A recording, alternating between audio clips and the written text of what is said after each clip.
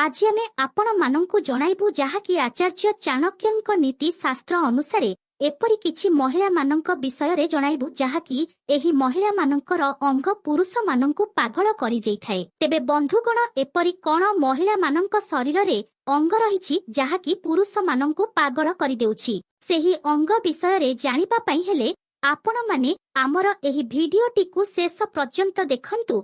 तेबे एहा सत्य अटे कि महिला सर्वदा पुरुष मानंकु ता निज प्रति आकर्षित करिथाए। तेबे आसंतु जानि नेबा महिला मानंकर केउ अंग पई पुरुष माने अधिक आकर्षित होइथांती। तेबे बंधुगण कुहा जाय कि महिला मानंकर आखिरे अधिकांश पुरुष पागल होई जाइथांती कारण एमिति किछि जादू रहिथाए महिला मानंकर आखिर चाहणी रे जहाँकि पुरुष माने एही चाहणी देखिबा परे तांको प्रति पागल होई जांती। तेबे आगको जेउ अंग विषय रे कुहा जाइछि ताहा हेउछि महिला मानंकर स्तन। तेबे जेउ महिला मानंकर स्तन अधिक बड़ होइथाए सेही महिला मानंक प्रति पुरुष माने अधिक आकर्षित होइथांती एवं सेमानंक मनरे सेही महिला मानंक प्रति शारीरिक संपर्क रखिबार इच्छा मध्य जात होइथाए। तेबे बंधुगण आगको कुहा जाइछि कि जेउ महिला माने तांकर गोड़ रे हाई हिल्स पिंधि थांती सेमानकर चलिबा शैली टिकिए नियारा होइथाए एवं सेही चाली पई पुरुष माने पागल होइथांती। तेबे आगको जेउ अंग विषय रे